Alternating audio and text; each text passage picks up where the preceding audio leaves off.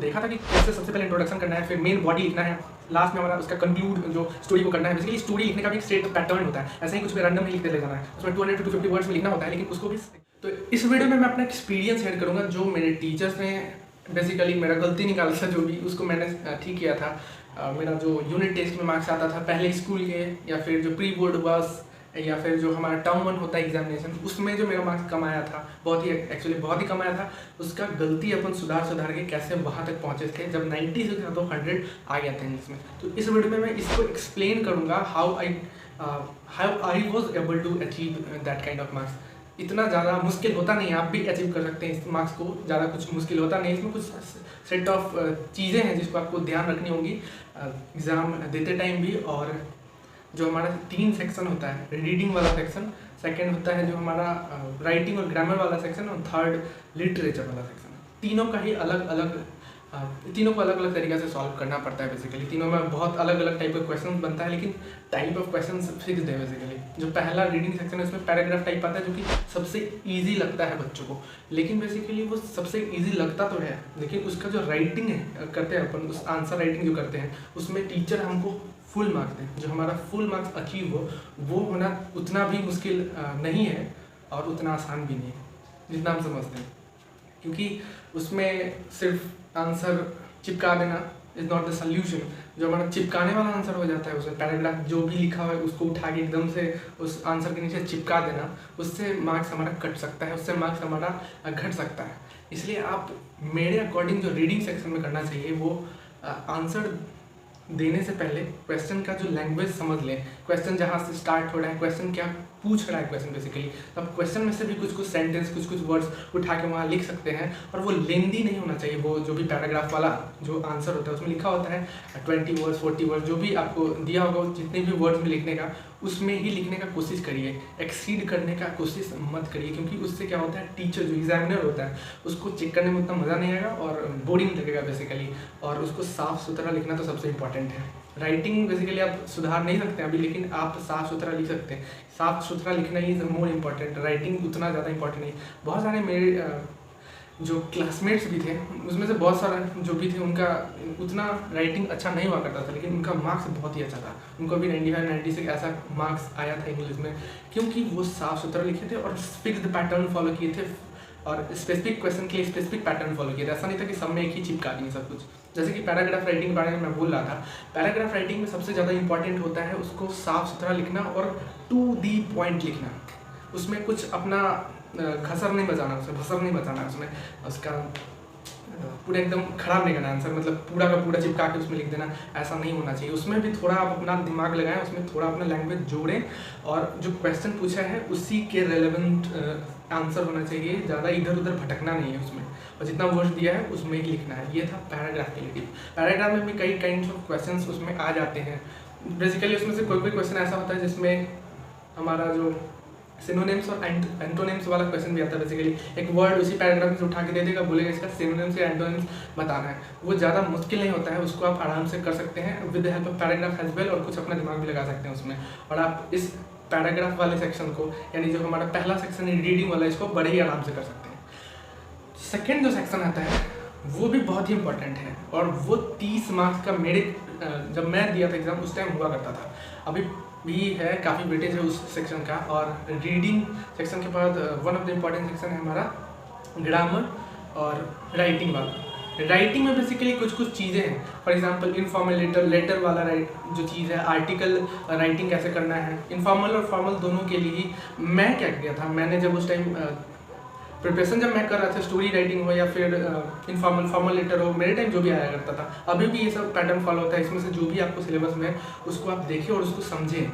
उसके लिए मैं जो किया था उसको मैं बताता हूँ। बेसिकली जैसे कि स्टोरी राइटिंग हो गया, स्टोरी राइटिंग के लिए बेसिकली मैं एक चैनल को फॉलो किया था। बेसिकली उस टाइम भाई की पढ़ाई बेसिकली बहुत ही फेमस हुआ करता था, मेरा फेवरेट भी था बेसिकली। उसमें से मैंने उसको देखा था कि कैसे सबसे पहले इंट्रोडक्शन करना है, फिर मेन बॉडी लिखना है, लास्ट में हमारा उसका कंक्लूड जो स्टोरी को करना है। बेसिकली स्टोरी लिखने का भी एक स्ट्रेट पैटर्न होता है, ऐसे ही कुछ भी रैंडम नहीं लिखते ले जाना है। उसमें 200 to 250 वर्ड्स में लिखना होता है, लेकिन उसको भी एकदम पैटर्न वाइज लिखना होता है। इंट्रोडक्शन लिखना होता है, मेन बॉडी लिखना होता है, एंड लास्ट में कंक्लूजन लिखना होता है। और इसको भी आपको सही से साफ सुथरा लिखना है। और कभी भी कोई चीज़ गलत हो, कोई सेंटेंस गलत हो, कोई वर्ड गलत हो, तो वहाँ पे कोई एकदम से पेन नहीं चला देना है उसमें हमेशा ही एक सिंपल लाइन आप उसमें मार्क कर सकते हैं, एक सिंपल लाइन खींच सकते हैं ताकि ज़्यादा गंदा नहीं लगे वो। तो ये बहुत ही इंपॉर्टेंट बात है, क्योंकि पेपर में जितना ज़्यादा पेपर अच्छा दिखेगा इंग्लिश का पेपर, उतना ही एग्जामिनर आपके बारे में अच्छा फील करेगा। आपका चेहरा तो देख नहीं सकता है वो, आपका देख सकता है वो पेपर में आप जैसे हैं वही उसके लिए आपका इमेज है। इसलिए आपको साफ़ सुथरा लिखना तो है ही है, बाकी तो जो है सो है, लेकिन साफ़ सुथरा लिखना है। और मैं बता रहा था जैसे कि तो मैं जो स्टोरी राइटिंग है उसके लिए एक भाई की बड़ाई चैनल है जो बहुत ही फेमस चैनल है, उसमें से मैंने देखा था, या फिर DL सर करके एक चैनल है जो भी बहुत ज़्यादा ही फेमस है, उसमें से उस टाइम उतना फेमस नहीं हुआ करता था ये चैनल सब, उस टाइम बहुत कम 1000 में सब्सक्राइबर थे इन लोगों के, लेकिन बहुत ही इफेक्टिव था मेरे लिए वो देखना और उसको समझना और उसमें अपना जो भी इनपुट है उसको फिल करना। बेसिकली ऐसा नहीं था कि मैं किसी का सुनता था उसको एकदम से चिपका देता था, मैं उसको सुनता था। जैसे कि मेरा ही वीडियो भी आप देख रहे हैं तो इसको सुने, समझे, लेकिन अपना दिमाग लगा के एनालाइज करके उस चीज़ को लिखें, ना कि एकदम से चिपका देना है। मैं अभी जब देखता था उन लोगों का वीडियो भी तो एकदम से नहीं चिपकाता था, अपना दिमाग लगा के अपने अकॉर्डिंग लिखता था ताकि एग्जामिनर को अच्छा लगे मेरे तरफ से। एंड जो हमारा स्टोरी राइटिंग उसके लिए क्या किया था, मैं 1-2 क्वेश्चन लिख लिया था बेसिकली स्टोरी का, और उसको प्रैक्टिस किया करता था बेसिकली। और मैं एग्ज़ाम से लगभग 5 दिन पहले, हमारा जो गैप था बेसिकली वो 5 दिन का था, 5 दिन का गैप था मेरे, जब मैं एग्ज़ाम दिया था तो 4-5 दिन का गैप था। तो उसमें मैं क्या किया था, शुरू में यही प्रैक्टिस किया करता था। शुरू में लिटरेचर का चीज़ नहीं प्रैक्टिस करके शुरू में अपन प्रैक्टिस करते थे, मैं प्रैक्टिस करता था क्वेश्चन के फॉर्म में, जैसे स्टोरी राइटिंग हो गया, फॉर्मल इनफॉर्मल लेटर हो गया, इन सब का कुछ क्वेश्चंस लिख लिया था मैं। या फिर एडिटिंग हो गया, ओमिशन हो गया, जो रीअरेंज वाला क्वेश्चन आता है, इन सब का बहुत सारा क्वेश्चन नहीं लिख के कुछ इंपॉर्टेंट क्वेश्चन कुछ चुनिंदा बुक में से नहीं लिखना है। कोई बुक में से मैं नहीं लिखा था, मैं लिखा था प्रीवियस ईयर पेपर्स में से। प्रीवियस ईयर पेपर्स में से जो भी हमारा एडिटिंग ओमिशन का रीअरेंज वाला क्वेश्चन था वो पर्टिकुलरली हाथ से मैंने एक कॉपी में लिखा था। ऐसा भी नहीं था कि जाके सैम्पल पेपर को प्रिंट करवा लिया, उसमें बहुत टाइम जाता मेरे लिए, जो मुझे लगता था क्योंकि 5 दिन में उतना टाइम होता नहीं। तो पहले मैं इस क्वेश्चन को लिखा था बेसिकली, उसी 5 दिन में ही लिखा था मैं इसको, लिखा था क्वेश्चन का। स्टोरी राइटिंग का 2-3 क्वेश्चन हो गया, इनफॉर्मल लेटर फॉर्मल लेटर का 2-3 क्वेश्चन हो गया, लेटर टू एडिटर वाला जो टाइप ऑफ क्वेश्चन होता है वो सब, और एंड एडिटिंग ओमिशन का क्वेश्चन, रीअरेंज का क्वेश्चन, और फिल इन द ब्लैंक्स का ग्रामर वाला फिल करने वाला जो क्वेश्चन होता है उनको भी मैंने लिखा था। और उसी को सेम चीज़ को प्रैक्टिस किया था मैंने शुरू के 2-3 दिन। बेसिकली शुरू का 2 दिन आप मान सकते हैं, शुरू के 2-3 दिन मैंने इस राइटिंग सेक्शन और ग्रामर सेक्शन पे फोकस किया था। और एक इंग्लिश विद हिमालय करके एक चैनल था, अभी भी है, बहुत ही ज़्यादा इंपॉर्टेंट चीज़ उनसे सीखने को मेरे को मिला था, क्योंकि वो बहुत ही अच्छा, बहुत ही प्यार से पढ़ाते थे बेसिकली, बहुत अच्छे से समझाते भी थे। और उनका जो जब मैं देख रहा था जो वीडियो, उस टाइम बहुत ही उनका कम सब्सक्राइबर भी था, अभी बहुत ही सब्सक्राइबर है, लगभग 2 लाख के करीब सब्सक्राइबर उनका भी हो चुका है। और वो जो वीडियो मैंने देखा था वो भी उनका शायद one of the highest viewed video है उनके चैनल पे, 1 मिलियन प्लस व्यूज़ है उस पर। एंड वो जो एडिटर वाला ओमिशन वाला ये सब चीज़ें मैं उन्हीं से बेसिकली सीखा था, समझा था। ग्रामर वाला पार्ट भी था उसमें से। बेसिकली CBSE जैसे एग्जामिनेशन में या फिर कोई भी स्टेट बोर्ड की एग्जामिनेशन में होता क्या है, उसमें आपको बहुत ही एकदम कोई बुक खरीदने का जरूरत नहीं, ऑक्सफोर्ड का बेसिकली ना आप बुक खरीद लें और उससे ग्रामर सीखने लगे तो उससे मार्क्स नहीं आए। इन टाइप के एग्जामिनेशन में, इंग्लिश के एग्जामिनेशन में आपको प्रीवियस ईयर के बेसिस पे आपको पढ़ना पड़ता है, तभी आपको मार्क्स आएगा। ऐसा नहीं कि आपको पूरा का पूरा एकदम से बुक उठाए ग्रामर का और पूरा पढ़ने लगे, उससे सब खिचड़ी बन जाएगा। खिचड़ी बनाना है अपने को बनाना है क्या, मार्क्स। उसके लिए पढ़ना पड़ेगा जो सही चीज़ है, जो रेलेवेंट चीज़ है उसको पढ़ना पड़ेगा। उसके लिए यही किया था मैं कि सारा का क्वेश्चन लिख लिया तो उसको 2-3 दिन बना लिया। थर्ड जो हमारा सेक्शन है वो है लिटरेचर। लिटरेचर में बेसिकली मेरा बहुत सारा चैप्टर्स में कमांड था, लेकिन बेसिकली शुरू में मेरा इंग्लिश का एग्ज़ाम नहीं था। इंग्लिश का एग्ज़ाम बेसिकली शायद मेरा 5 एग्ज़ाम था, पहला मैथ्स का था, दूसरा साइंस का था और थर्ड इंग्लिश का था। ये जो थर्ड एग्ज़ाम था ये आते आते लगभग 1 वीक बेसिकली बीत चुका था। तो और उससे पहले से मैथ और साइंस का बेसिकली आपको प्रेशर पता होता है। मैथ और साइंस का अगर एग्ज़ाम है शुरू में तो आपको मैथ साइंस ही पढ़ना पड़ेगा, दूसरों के लिए टाइम मिलता ही नहीं बेसिकली।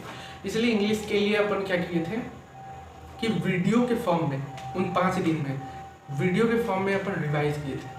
मतलब कि सबसे पहले तो ऐसा नहीं हो सकता है कि आप पूरा बेसिकली बहुत सारा चैप्टर था, 20 से 22 चैप्टर। मेरे जब मैं पढ़ा था तो शायद 24 चैप्टर था, तो अभी 20, 22, 24 जो भी चैप्टर है आपके पास, इतना चैप्टर आप एक बार में रिवाइज कर नहीं सकते, क्योंकि बुक से देख के तो आप बिल्कुल भी रिवाइज नहीं कर सकते, क्योंकि उसमें बहुत ही ज़्यादा टाइम लग जाएगा। तभी तो हम लोग को साल भर मिलता है उसको पढ़ने के लिए। लेकिन आप उसको एकदम जल्दी से कर सकते हैं। उसके लिए आपको सिर्फ क्या करना होगा, वीडियो लेक्चर्स जो भी आपको जिसको भी आप फॉलो करते हैं अभी तक, या फिर जो अभी तक अगर फॉलो किसी को नहीं करते हैं तो आप जाके फॉलो करिए किसी को जो वो चैप्टर्स पढ़ा रहे होगा, जो आपके सिलेबस में होगा, उसको पढ़िए वीडियो के फॉर्म में, समरी के फॉर्म में, और खुद से लैंग्वेज बनाने का कोशिश करिए। ये आपको सारा ही सेक्शन में बेसिकली हेल्प करेगा। खुद से अगर लैंग्वेज बनाने आ रहा है तो पैराग्राफ में भी हेल्प करेगा, आपको राइटिंग वाले सेक्शन में भी हेल्प करेगा, ग्रामर वाले में उतना हेल्प नहीं करेगा, और लिटरेचर में तो बहुत ही हेल्प करेगा। अगर आपको कहानी बनाने आता है, और कहानी रिलेवेंट होना चाहिए, आंसर एकदम सही होना चाहिए, उसके लिए आपको प्रैक्टिस करने का कोई ज़्यादा ज़रूरत नहीं है। उसके लिए आपको सिर्फ कहानी पता होना चाहिए। अगर आपको लिखने आता है, राइटिंग सेक्शन ये सब, तो आप कहानी बनाना सीख जाएंगे, उसको सही रिलेवेंट तरीके से सीख जाएंगे, क्योंकि सारा ही क्वेश्चन का एक ही हाल होता है, introduction, main body, and last में कंक्लूड करते हैं। वो जो आंसर अपने से मांग रहा होता है उसको कंक्लूड करते हैं। लाइक मेरे में डायरी ऑफ कुछ गर्ल टाइप ऐसा कुछ नॉवेल भी था, तो उसको भी पढ़ना पड़ता। वो बहुत ही ज़्यादा बड़ा था नॉवेल पढ़ना उस टाइम। तो इन सब को बेसिकली मैंने ऐसे किया था।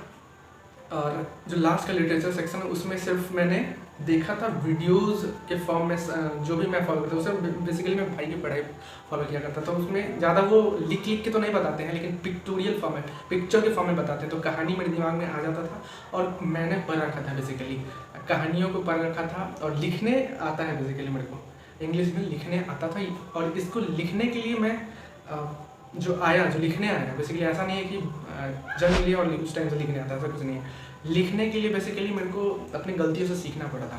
जो मेरा कुछ यूनिट टेस्ट हुआ था उसी 10th एग्ज़ाम से पहले, बहुत ही पहले, उसमें मैंने जो टीचर जो मैंने गलती जो निकाला था उसको मैंने बेसिकली सुधारा।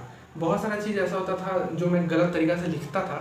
मतलब मैं कहानी तो बना देता था, लेकिन वो कहानी रिलेवेंट नहीं होता था उस आंसर के लिए। मतलब ऐसा था कि बहुत लिख दिया, लेकिन वो आंसर बिल्कुल भी उतना लिखने की ज़रूरत नहीं है। तो हद से ज़्यादा लिखना इज़ वेरी टॉक्सिक आपको नहीं बना। हद से ज़्यादा एग्जाम में लिखना नहीं है।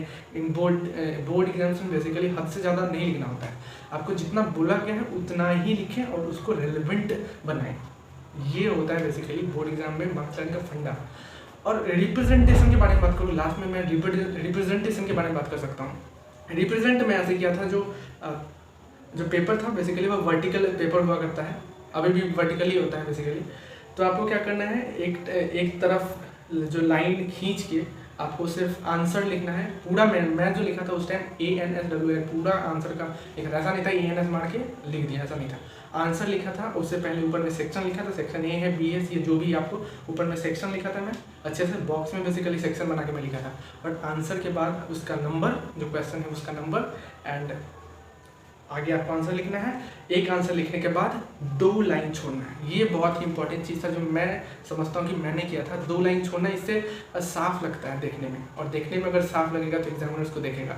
और दूसरे साइड भी आपको लाइन खींचना है, दूसरे साइड भी आपको छोड़ना है पेपर का हिस्सा। दोनों ही तरफ बेसिकली छोड़ना होता है। ऐसा नहीं है कि एक तरफ ही आपको करना है। मैंने दोनों तरफ किया था, और ये दोनों तरफ करना बहुत ही इंपॉर्टेंट है। और इसको मैंने सीखा था कि भैया से, बेसिकली उस टाइम भैया, वही मैंने गलतियों से सीखा था, तब उतना मार्क्स आया था बेसिकली। जो भी हमको जहाँ से भी सीखने को मिल जाता था उसको सीख के उसको इम्प्लीमेंट करते थे बेसिकली।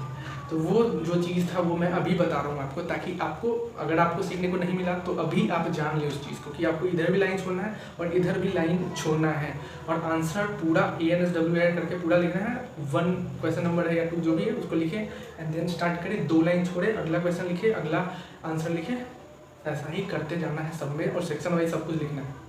जरूरी नहीं है कि क्वेश्चन में आपको, क्वेश्चन बेसिकली इंग्लिश के पेपर में बेसिकली मैं बता दूँ, मैथ्स और साइंस के पेपर में ऐसा हो सकता है कि आपको पहला आ रहा है, दूसरा नहीं आ रहा है, तीसरा आ रहा है, ऐसा। लेकिन इंग्लिश के पेपर में ऐसा नहीं होता है। इंग्लिश के पेपर में आपको आ रहा होगा। मेरे अकॉर्डिंग आपको शुरू करना चाहिए ये सेक्शन से और लास्ट सेक्शन तक जाना चाहिए। आप अगर उल्टा पुल्टा शुरू कर रहे हैं तो आपको टाइम ज़्यादा लग सकता है। हो सकता है आपको लास्ट में पैराग्राफ के लिए, आपको पढ़ने के लिए कुछ टाइम ही नहीं मिले, छूट जाए सब कुछ। तो मेरे हिसाब से आपको पैराग्राफ से स्टार्ट करके जाना चाहिए। इससे पेस भी अच्छा खासा बनता है। शुरू में आप स्लो है तो बीच में आप तेज़ हो सकते हैं, लास्ट में बहुत ही तेज़ हो सकते हैं। ये आपका पेस बन जाता है। लेकिन आप कोई एकदम से हार्ड चीज़ से शुरू कर लेंगे, जैसे कि लास्ट वाला चीज़ हो गया, लास्ट वाला जो लिटरेचर सेक्शन होता है, उससे क्या होगा कि आपका जो पेस है वो शुरू में इतना ज़्यादा डैमेज हो जाएगा कि आप उसको कवर नहीं कर पाएंगे। मेरे इसलिए इंग्लिश में तो बेसिकली आपको सेक्शन वाइज फॉलो करना चाहिए और क्वेश्चन वाइज फॉलो करेंगे तो अच्छा है, और जो नहीं आता उसको छोड़ दें क्वेश्चन को और आगे बढ़ें, 2 लाइन छोड़ें और आगे बढ़ते जाएँ। ये बेसिकली मेरे अकॉर्डिंग आपको करना चाहिए ताकि आप अपना बेस्ट पोटेंशियल पे पहुंच सकें, जैसे कि मैंने 96 किया था उस एग्जाम। अगर ये वीडियो आपको अच्छा लगा हो तो लाइक करें और चैनल को सब्सक्राइब करें, और इस टाइप के वीडियोस के लिए आप इस चैनल पे जुड़ सकते हैं, एपिन वर्ल्ड में शामिल हो सकते हैं ताकि आप इस टाइप के वीडियो को आप देख सकें। Thanks for watching, have a good day and bye.